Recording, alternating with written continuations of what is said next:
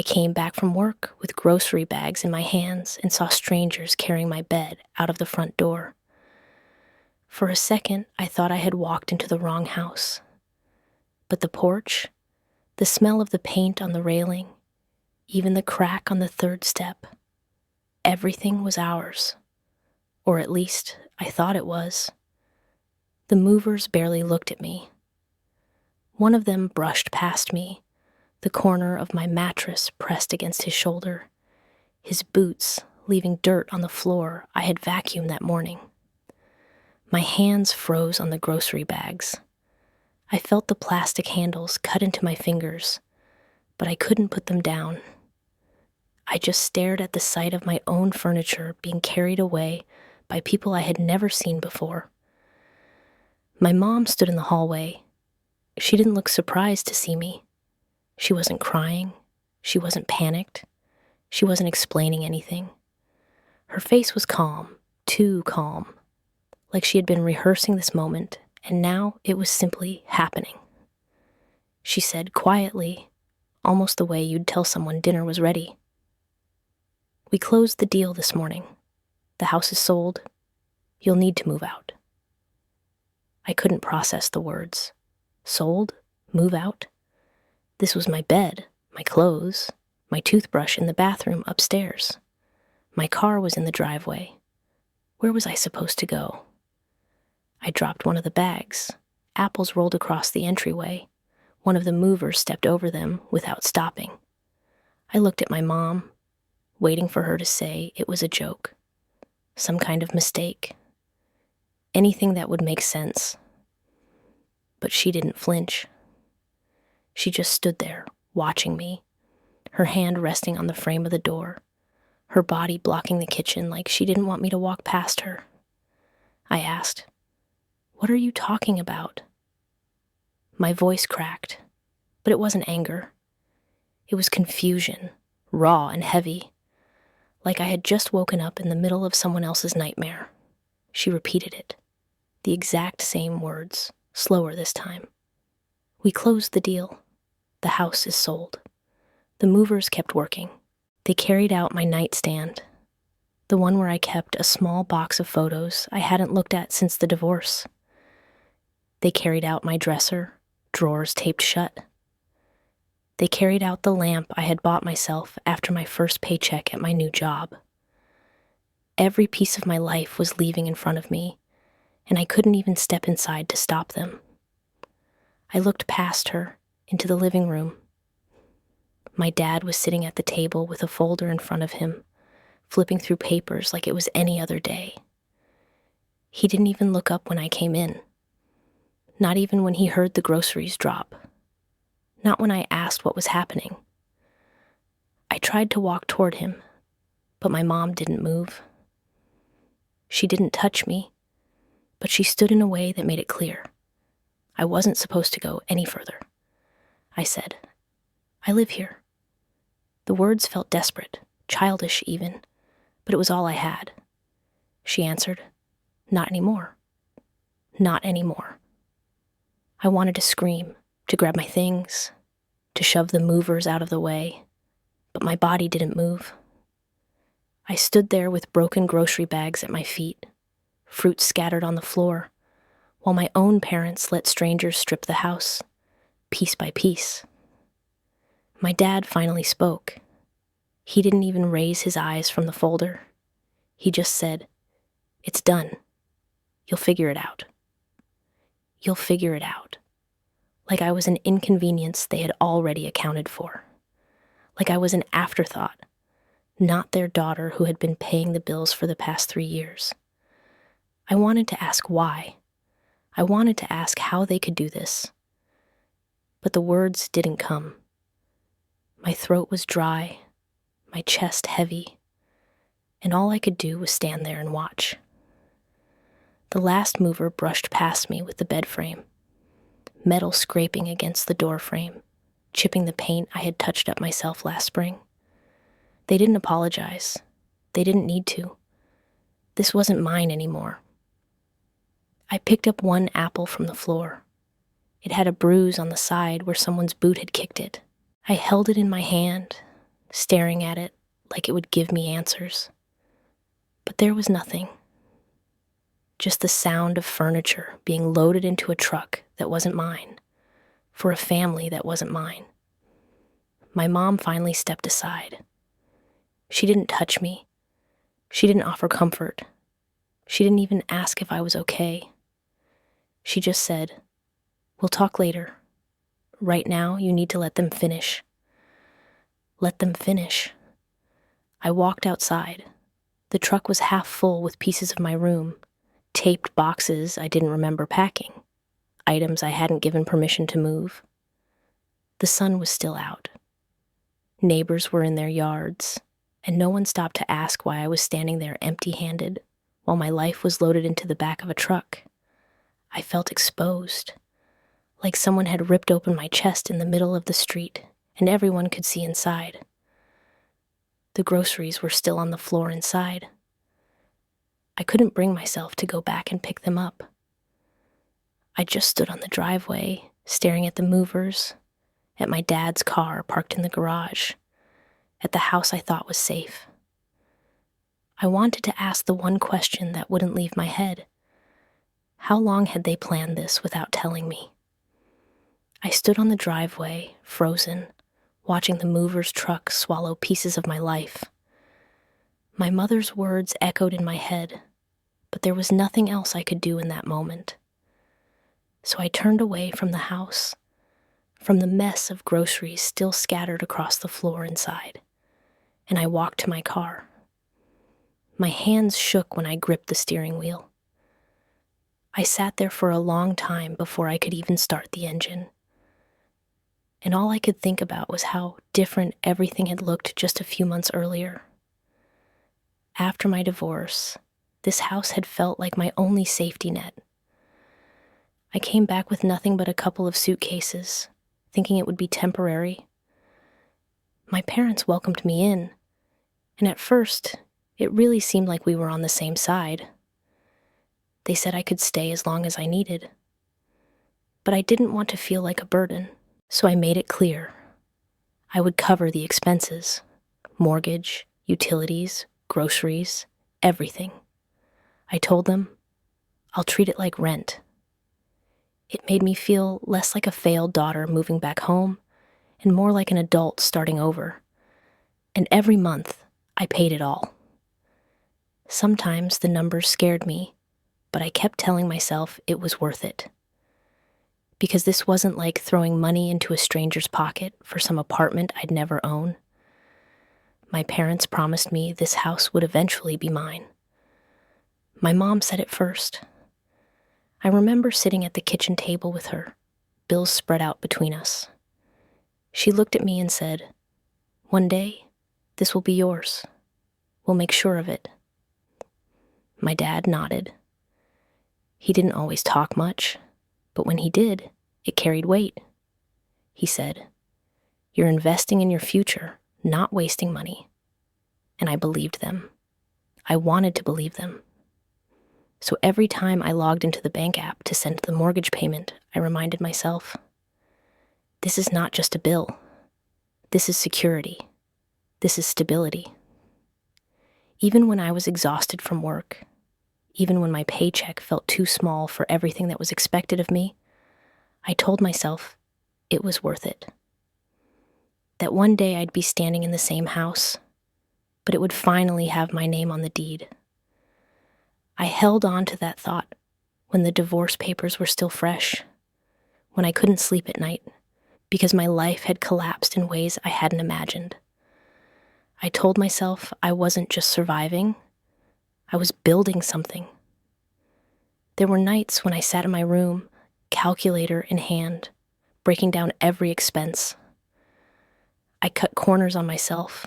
No new clothes, no vacations, no dinners out. Every extra dollar went straight into making sure the payments cleared on time. And each time, my parents reassured me. My mom would say, "You don't have to push yourself so hard, but we're grateful." My dad would add, "One day, this house will be yours, and you'll see it was all worth it." Those words kept me moving. They gave meaning to the endless cycle of work and bills. Sometimes, when I looked around, I even started to picture what it would look like if it were mine. I imagined painting the walls in my room, replacing the kitchen counters, finally choosing furniture that felt like me instead of what they had picked decades ago. I never touched anything, though. I thought it would be disrespectful. I thought I should wait until the house officially became mine. And so, I kept paying. Month after month, year after year. I covered property taxes, maintenance, even emergencies. When the water heater broke, I paid for the replacement. When the roof needed repairs, I signed the check. My parents always said thank you, but it wasn't gratitude I wanted. It was the sense of a future. There was even one night when I asked my mom directly, just to hear her say it again. I said, "This is really going to be mine one day, right?" She smiled and touched my hand. "Of course. You've earned it." That moment stuck with me. It was enough to erase every doubt, every whisper in the back of my mind that maybe I was giving too much. Looking back, I realized how much I wanted to feel chosen. My brother had his own life, his own house. I thought this was my place, my role in the family, the daughter who saved the home, who took over when her parents were ready to let go. I never thought they would sell it out from under me. I never thought they would look me in the eye, thank me for paying their bills, and then hand everything over to someone else. Sitting in my car that day, the sound of the mover's truck rattling in the background, I remembered every word they had ever said to me about the house. And suddenly, every reassurance felt like a lie I had swallowed whole. But at the time, before I knew the truth, I clung to it. I told myself that paying the mortgage like rent wasn't foolish, that it was smart, responsible, and safe. That I was building a future I could rely on. I thought I was protecting myself from ever feeling lost again. So why did I end up standing in my parents' driveway with nowhere to go? I kept telling myself I had done everything right. I paid the bills, I worked hard, I trusted their promises. But looking back now, I can see that the cracks had been there for a long time. It started small. My mom began using a password on her laptop. That might not sound strange, but in our house, she never used to bother with things like that. For years, her computer had been open on the kitchen table, recipes pulled up, emails from church groups, Facebook photos of relatives. Then suddenly, the screen was always black unless she was sitting right in front of it. At first, I brushed it off. Everyone deserves privacy. I told myself maybe she was shopping for Christmas early, or maybe she wanted to surprise me with something nice. But when I'd walk into the room, she'd close the lid immediately, her hand snapping it shut before I could even glance at the screen. Then there were the phone calls. My dad started leaving the house more often, saying he had appointments. When I asked what kind, he said he was meeting an agent. He didn't say what kind of agent. Insurance, taxes, real estate. He never explained. He just used that one vague word, agent. Sometimes I'd hear his phone ring, and he'd step outside to take the call. When he came back in, he'd act like nothing happened. I tried not to pry. I didn't want to look paranoid or ungrateful. But it was hard not to notice how careful they suddenly were with what they said in front of me. The worst was the family group chat. It was me, my parents, and my brother. Most of the time, it was simple things. Reminders about birthdays, grocery lists, updates about my nieces. But slowly, I started catching words that made me stop and reread. Options, rates, stakes. It didn't sound like family chatter anymore. It sounded like business. Once my brother wrote, "Have you decided which option is better?" My dad replied, "We'll go over it when we meet." Then the conversation ended. I stared at the screen, my thumbs hovering over the keyboard. I wanted to ask what they were talking about, but I deleted the words before I could send them. I told myself it had to be about money, maybe debts, maybe something they didn't want to burden me with. That explanation made sense. They had always tried to shield me from financial stress when I was younger. Maybe this was the same thing. But the more I noticed, the harder it was to ignore. My dad used to sit in the living room watching sports with me, shouting at the TV when his team lost. Lately, he sat at the dining table with a calculator, scribbling notes on loose paper. If I asked, he'd cover the paper with his hand and say, "Nothing important." My mom stopped asking me about my job. She used to want every detail, what my coworkers were like, whether I was adjusting to the new office, how I felt about my boss. But now, if I mentioned work, she'd nod absently, her eyes drifting back to her phone. Sometimes I'd walk into the kitchen, and they would both go silent. The kind of silence that wasn't natural, the kind where you know the conversation had been about you. But I didn't confront them, because underneath every suspicion, I had one fear that felt bigger than the rest. What if I asked and they told me the truth? What if they said, "You are not really part of this. You are just staying here until it's convenient for us"? I couldn't stand the idea of hearing those words, so I stayed quiet. I kept paying the mortgage. I kept covering the bills. I kept playing the role of a tenant who was told she was an owner in waiting. At night, lying in bed, I replayed little moments in my head.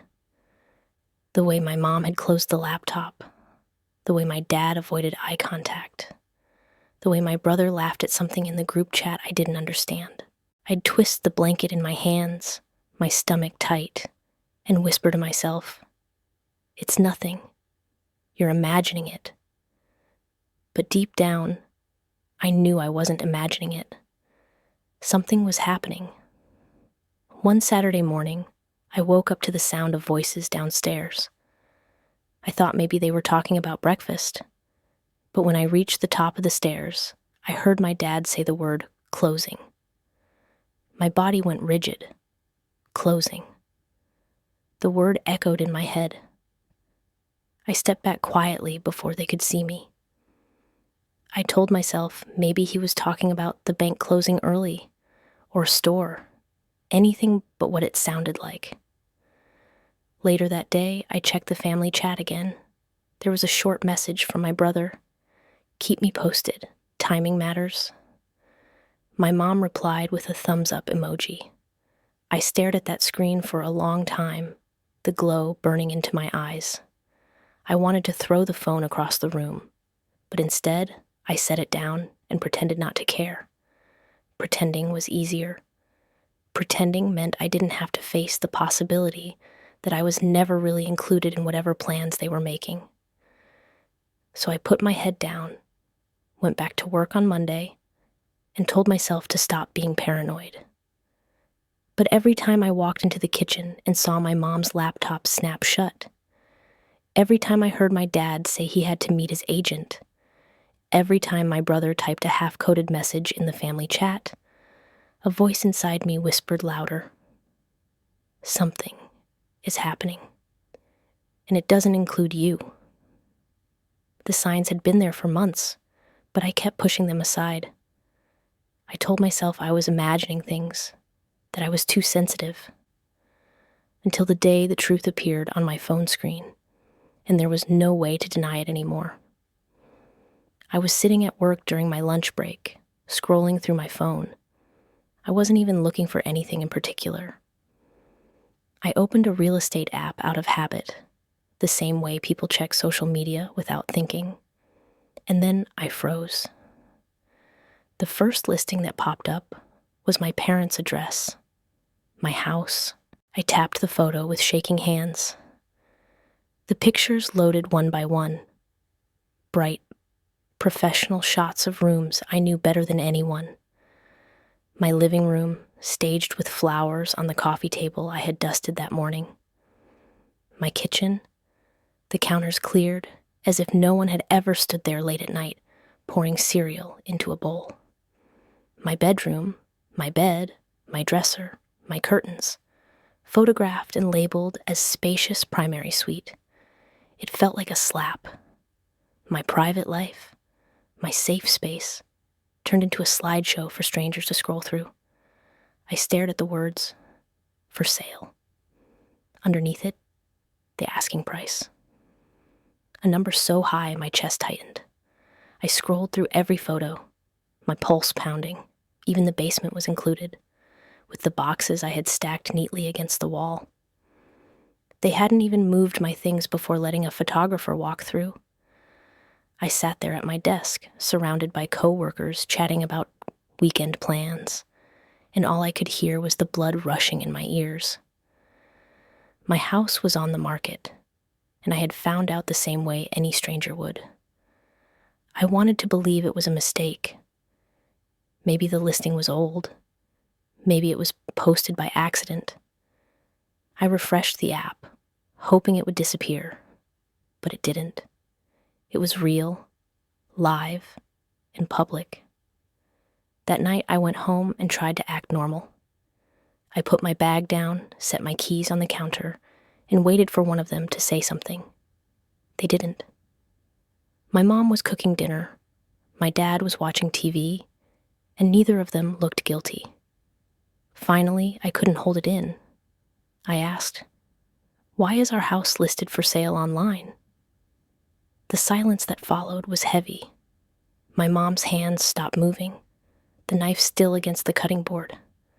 My dad muted the TV and leaned back, not even pretending to be surprised.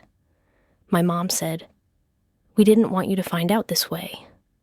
I almost laughed. This way, as if there was a right way to discover your parents had put your home on the market behind your back. My voice shook when I said, "So it's true." She nodded slowly. "Yes, we listed it." I looked between them, waiting for some explanation that would make sense. Something about downsizing, or moving closer to family, or maybe even helping me in some way. But there was nothing. My dad finally spoke. His tone was flat, like he was reading from a script. "We didn't want to upset you. That's why we didn't mention it until we knew things were moving forward." Didn't want to upset me, as if secrecy was a form of kindness, as if lying to my face for months was somehow protecting me. I asked, "What about me? Where am I supposed to go?" My mom put the knife down and sighed. "You'll figure it out. You're strong." Strong. That was the word they always used when they wanted me to carry a weight they had no intention of sharing. I couldn't believe it. For 3 years, I had been paying the mortgage, the taxes, the bills. I had cut corners in my own life to make sure those payments went through. And now the house was being sold like I was just another tenant who had overstayed her lease. I tried to remind them. "I've been paying everything.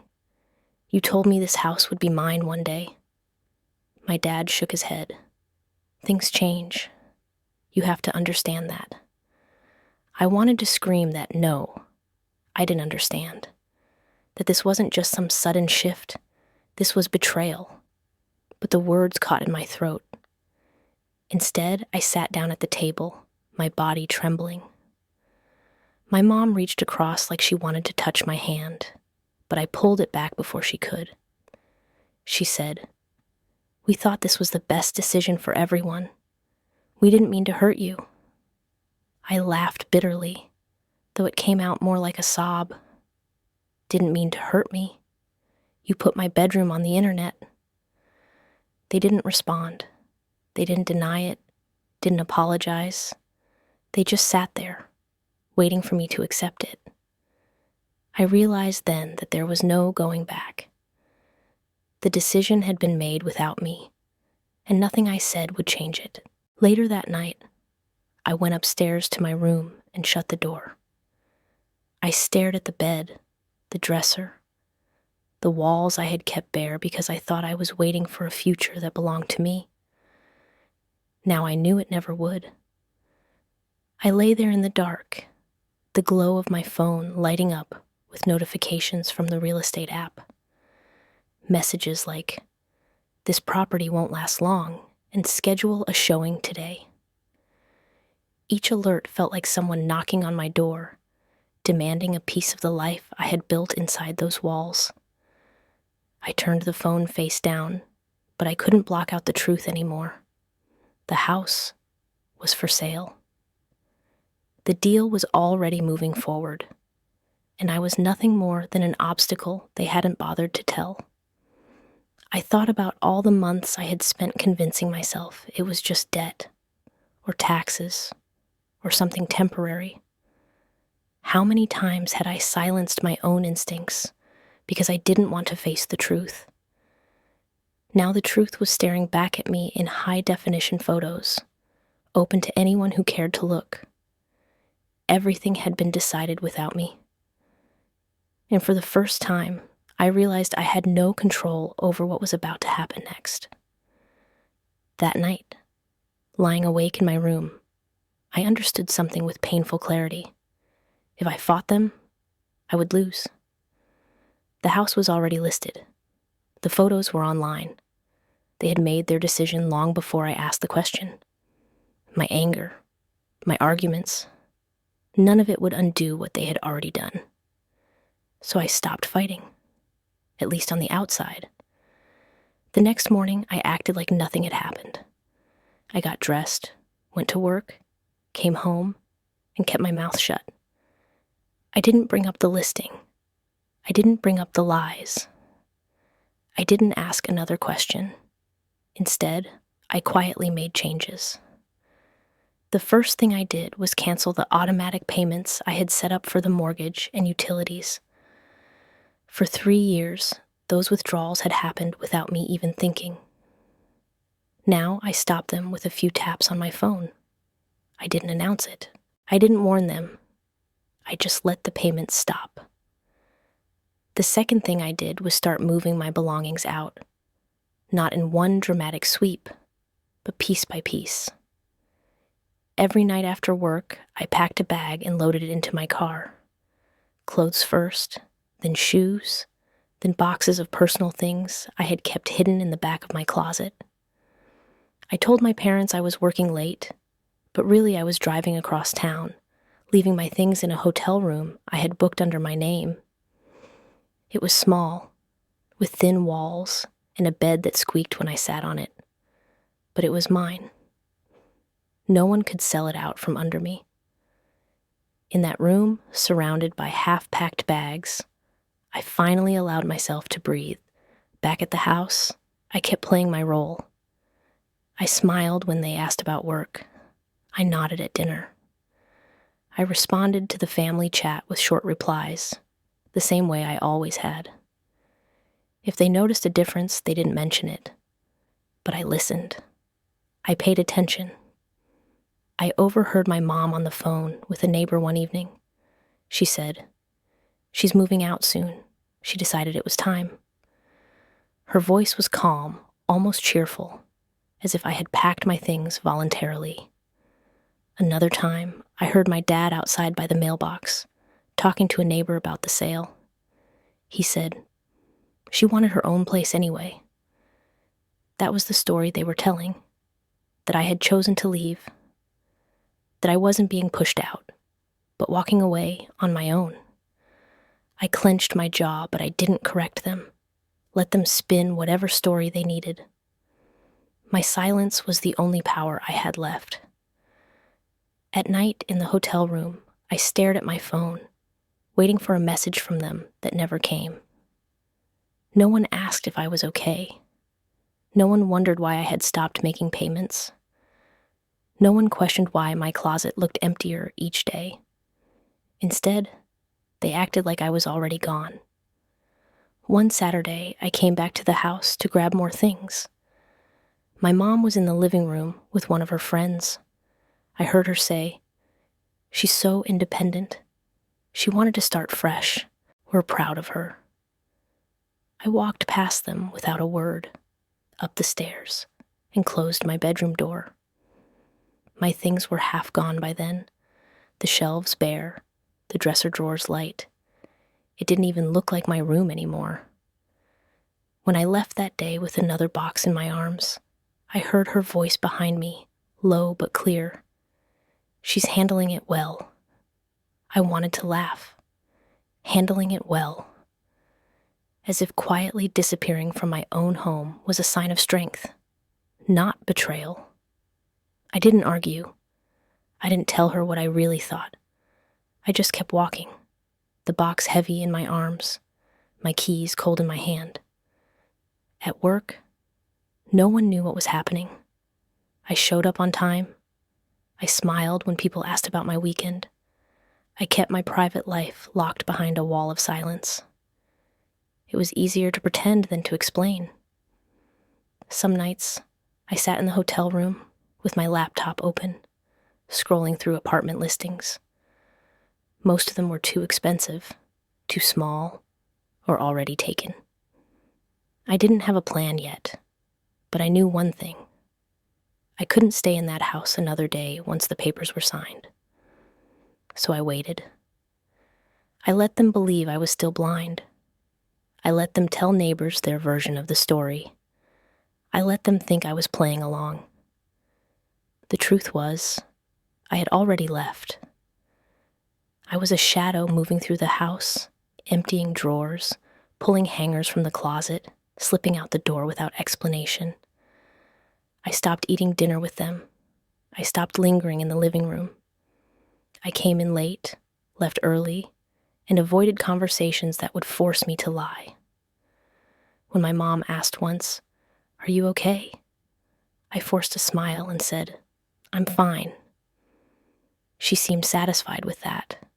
She didn't ask again.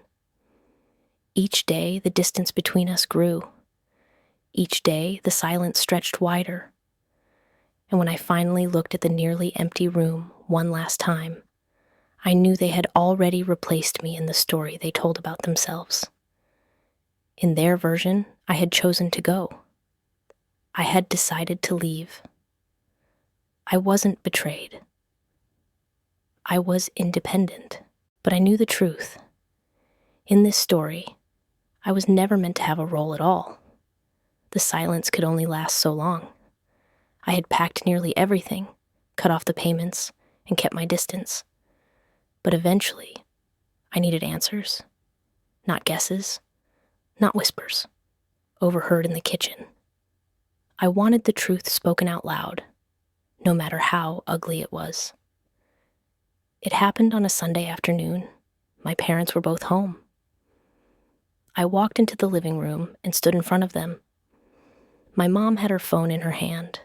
My dad was reading through a stack of envelopes. They looked up when they saw me, but neither of them smiled. I said, "I need you to explain what's happening with the house." For a moment, no one spoke. My mom lowered her phone slowly. My dad set the envelopes down on the coffee table. The silence was sharp. Finally, my mom said, "We didn't want it to come out this way." I cut her off. "It's already out. I saw the listing. I've seen the photos. Just tell me why."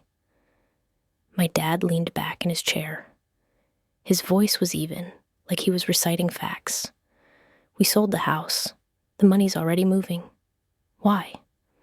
My voice cracked, but I didn't care. "After everything I've paid, after every promise you made, why would you do that to me?" He sighed, like I was being dramatic. "Because we had to. We were drowning in debt. We used the sale to clear what we owed." I stared at him. So all those years I was covering the bills, the mortgage, the repairs. That wasn't enough? My mom spoke up then. Her tone was softer, but it didn't make the words any easier. It kept us afloat, but it wasn't permanent. We needed more than just help with payments. We needed a solution. I felt the floor shift under me. A solution. That was what I had been reduced to. A temporary patch until they could find a way to erase me from the equation entirely. But they weren't finished. My dad cleared his throat and added, "We also used part of the money as a down payment for your brother's new house." The words hit harder than anything else they had said. "For him?" I asked. My voice was shaking now. "You gave it to him?" My mom nodded. It made sense. He has the kids. He needs the space. This way, the family stays secure. I couldn't breathe for a moment. I had imagined debts, medical bills, emergencies, but not this. Not them taking everything I had worked for and handing it to my brother like it was a gift he had earned. I said quietly, "So all this time, when you told me the house would be mine one day, you knew it wasn't true?" Neither of them answered right away. My dad finally said, "We thought it was the right thing at the time, but things change. Things change." I felt heat rising in my face, my chest pounding. "You could have told me. You could have been honest." My mom shook her head. "We didn't want to upset you. We thought you'd understand once you saw the bigger picture." The bigger picture. As if my life, my sacrifices, the years I'd poured into this house were just a small detail in their grand plan. I clenched my fists at my sides. And where exactly do I fit in that picture? Because from where I'm standing, it looks like I don't. Neither of them looked me in the eye. My dad picked up the envelopes again, flipping one over as if the conversation was already finished. My mom pressed her lips together, her hands tight around her phone. That was when I realized they weren't going to apologize. They weren't going to take responsibility. They had already rewritten the story, and in their version, I was the one who walked away. I straightened up. My voice was low, steady. "No, I'm not staying here another day. From this moment on, I'm done." My mom's eyes widened slightly. "What do you mean?" "I mean I'm on my own. Don't call me. Don't ask me for help. Don't pretend this was for my benefit. I see it now, and I'm finished." The words hung in the air. For once, neither of them had a response. I turned and walked out of the living room, my heart pounding so hard it hurt. I didn't look back at them. I didn't wait for them to stop me. Upstairs, I grabbed the last bag I had left, zipped it shut, and carried it to the car. My hands shook as I shoved it into the trunk, but I didn't pause. I got in, started the engine, and pulled out of the driveway without saying another word. The house shrank in my rearview mirror.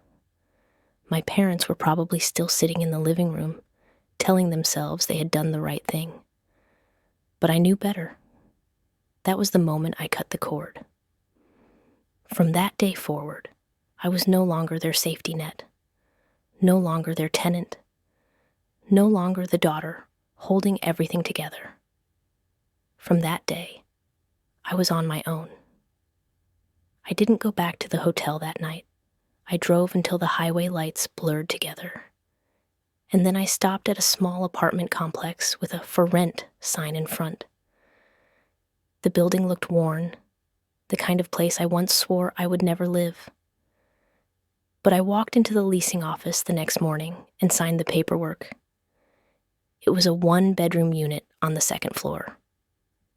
The carpet was thin, the paint chipped, the fridge older than me. The bathroom fan rattled when I turned it on. But when the manager handed me the keys, I closed my hand around them like they were worth more than gold. That first night, I slept on a mattress on the floor. No frame, no dresser, no lamp, just me, a pillow, and silence. I had never felt a room so empty, but at least it was mine. The calls started the next day. My mom's number lit up my phone. I let it ring. She tried again and again. Eventually, I picked up. Her voice was calm, almost cheerful. "We just wanted to check on you. This is for the best, you know. The family is stronger this way." I couldn't even respond. I hung up. The next time she called, she said, "You'll be fine. You've always been strong. You'll figure it out." The words made me want to throw the phone across the room. They had stripped me of everything, and now they were congratulating me for surviving it. A week later, my dad called. His voice was firm, like he was settling a debate. "This was for the family. You'll understand one day." I answered quietly, "No, I won't." Then I ended the call, but they kept trying, sometimes twice a day, sometimes late at night. The message was always the same. This was necessary. This was right. I should accept it. I stopped answering. Then the messages in the family chat started. My brother posted a photo of himself standing in front of his new house. A big smile on his face, his arm around his wife, his kids sitting on the steps. The caption read, "New beginnings." My parents both replied with hearts and clapping emojis. I stared at the screen, my chest tight, my hands trembling. I didn't type anything. A day later, my brother sent another message in the group. Just a single emoji, a thumbs up. It felt like he was mocking me, like he knew exactly what had been taken from me and didn't care. Maybe he even felt proud of it. I left the chat on mute after that. In my apartment, the days blurred. I went to work, came home, stared at bare walls.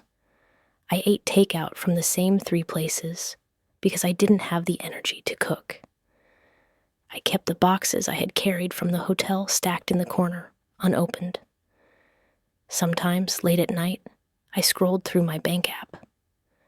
For the first time in years, my paycheck wasn't disappearing into a mortgage payment. The money sat there, untouched. But instead of relief, I felt hollow. I had saved a house for 3 years, and now the money meant nothing. One evening, I walked past the mirror in the hallway of my building and barely recognized myself. My shoulders were slumped, my eyes dull. I looked like someone who had been erased. My parents left voicemails. My mom said, "We miss you. Please don't shut us out." My dad said, "You're making this harder than it needs to be." Every time I listened, I deleted them immediately. I tried to distract myself with work, but even there, I felt out of place. When coworkers asked about my weekend, I made up stories. I couldn't bring myself to say, "I spent it alone in an apartment with no furniture." The truth felt too heavy to share. Weeks passed. My brother posted more photos. His kids playing in the backyard, his wife posing in the new kitchen, my parents sitting on the porch, smiling like they belong there. I stared at those pictures until my phone burned hot in my hand. For them, life was moving forward. For me, it had stopped. One night, I finally texted my mom. I wrote, "You didn't just sell a house, you sold me out." She replied within minutes, "You'll understand one day. We love you." I didn't answer. I couldn't. Because if this was their version of love, I wanted no part of it. In my apartment, I sat on the bare mattress, staring at the unopened boxes in the corner. My brother had a new house, my parents had a fresh start, and I had nothing but silence. And for the first time, I wondered if this really was the end of my place in the family. A year passed. I didn't plan it that way. At first, I thought the distance would be temporary, that maybe after a few weeks, or a month at most, someone would reach out with real regret. with words that meant something. But 12 months went by, and nothing changed. My apartment looked almost the same as the day I moved in. The mattress still sat on the floor. The boxes I never unpacked were stacked against the wall, collecting dust. I had furniture now, a couch from a thrift store, a small table from a discount shop. But it didn't make the space feel more like home. It just made it livable. Every bill I paid came directly from my account. Rent, electricity, internet. No one else's name on the statement, no one else counting on me to cover the difference. It was the first time in years I was paying only for myself. And still, the act of clicking pay every month felt heavier than the mortgage ever had. Because then I had believed I was building toward something. Now, it was just survival. I saw my parents once, by accident. I had gone to the grocery store on a Saturday morning, pushing my cart slowly through the aisles, when I heard my mother's laugh near the produce section. I turned and saw her standing with my dad, both of them holding a basket of fruit, smiling like nothing in the world had gone wrong. They didn't see me. I left my half-full cart where it was and walked out of the store without buying anything. Later that evening, I opened social media and saw a photo my brother's wife had posted. My parents were on his porch, sitting in matching lawn chairs, my nieces running around in the yard. My dad was holding a glass of iced tea. My mom had her arm around one of the kids. They looked comfortable at home, like they had been living there all along. I stared at that photo until my screen dimmed. For them, life had gone on. They had their gatherings, their family dinners, their new memories. For me, the silence only grew louder. I kept my distance from the family chat. Every now and then, a notification would pop up. Photos of the kids at school. My brother showing off a new grill. My parents posting about birthdays. I never replied. At some point, I realized they had stopped tagging me in anything. It was like I had faded from the group without anyone saying it out loud. At work, people asked about my family sometimes. I gave vague answers. They're good, or we don't see each other much. I never told the truth. How could I explain that my own parents had sold the ground from under me and moved on as if I didn't exist? One night, sitting alone at my kitchen table, I pulled out an old folder where I kept my pay stubs and receipts. I went through them one by one, the proof of every payment I had made for that house. 3 years of bank transfers, checks, and invoices. I stacked them neatly in a pile, then slid the folder back into the drawer. It didn't matter anymore. Paper couldn't rewrite what they had done. I tried to fill the silence with routine. Work, groceries, laundry. Weekends passed in slow circles. Sometimes I'd walk through the park near my apartment, watching families spread out blankets, couples holding hands, kids racing to the swings. I never stayed long. The noise reminded me too much of what I didn't have anymore. There were nights when I couldn't sleep. I'd lie awake, staring at the ceiling, replaying that last conversation in their living room. My dad's flat tone, my mom's soft excuses. The way neither of them looked me in the eye when they told me I was being erased for the bigger picture. I thought maybe time would dull it, that eventually the anger would fade, or at least the ache would feel less sharp. But a year later, it still sat in me like a stone I couldn't put down. Sometimes I wondered if they ever thought about me when they sat on my brother's porch, if they noticed my silence in the group chat, if they ever questioned whether the cost of their choice was worth it. But if they did, they never said. Instead, I kept seeing the evidence of their new life: photos of barbecues, birthday candles, Christmas mornings in the new house. My parents always in the background, smiling, comfortable, as if they had finally found where they belonged. And me, still in the same one-bedroom apartment, still paying for everything alone, still carrying the memory of being pushed out. 1 year later, that was all I had. And for the first time in months, sitting in the silence of my apartment, I realized that maybe this was it. Maybe nothing was going to change. Maybe the distance wasn't temporary. Maybe I had been erased for good. I'm not telling this for pity. I'm saying it because if I don't put it somewhere, it stays inside me like a weight I can't carry. 3 years I paid for a house, and now I don't even have a key to its front door. That is the fact I keep circling back to. 3 years of my income, 3 years of responsibility, 3 years of believing their words, and now, nothing. For a year, I stayed silent. I thought silence was strength. I thought it was proof that I could live without them. But the truth is, silence only made the story eat me alive. Every night I replayed conversations in my head, the way they avoided my eyes, the way they excused it all as the bigger picture. And every morning I swallowed it down and went to work like nothing had happened. Last week I broke. Not publicly, not in front of anyone else, but in the quiet of my apartment with my phone in my hand. I opened the messages, the same family chat I had muted a year ago, and instead of scrolling past their photos, I started typing. I didn't plan what to say.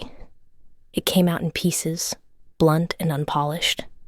I wrote, "For 3 years I paid your mortgage, your utilities, your taxes.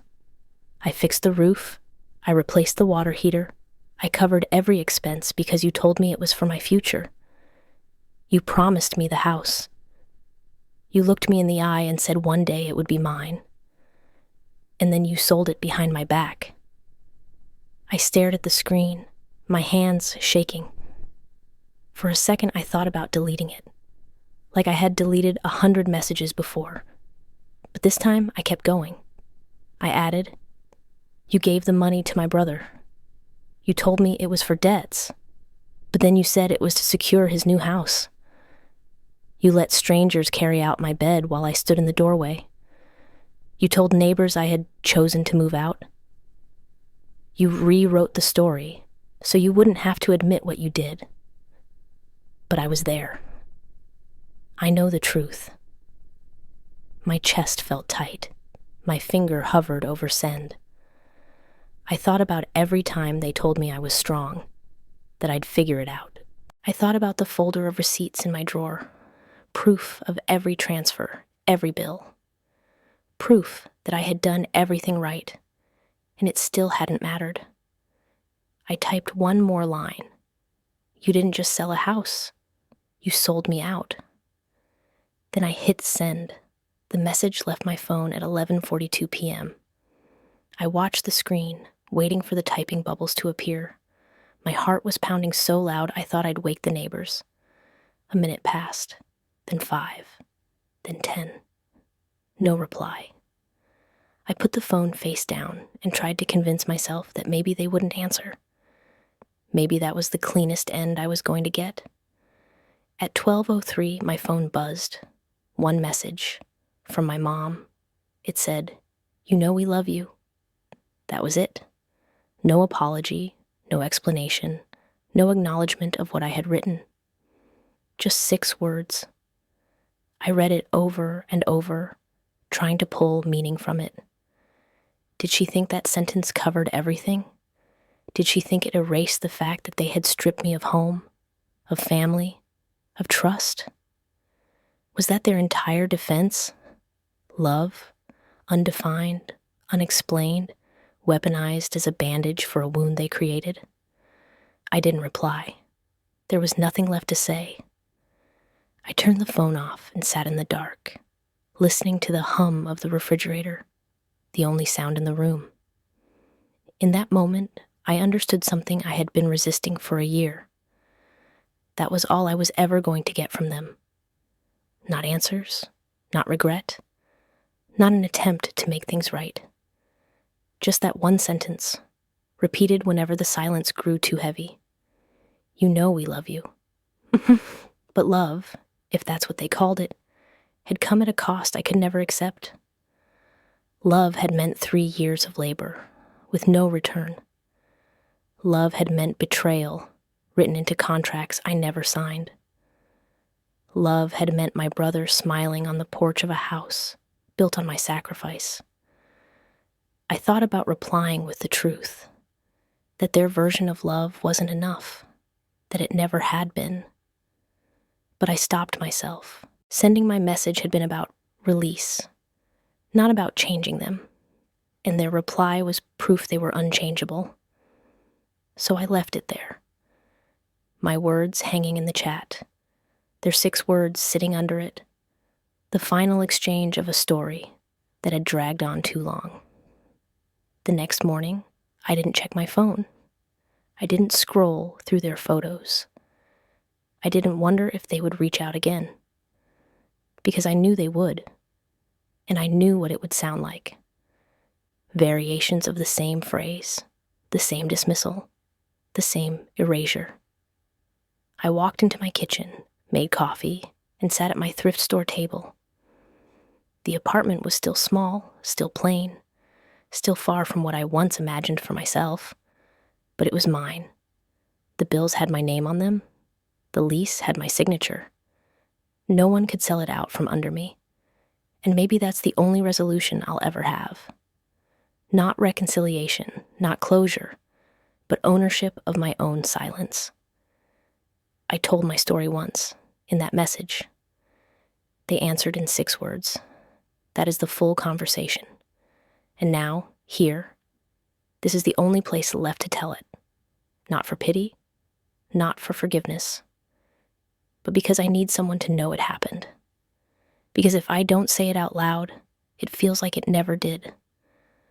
What would you do in my place? Please write your thoughts in the comments. I will be happy to read them.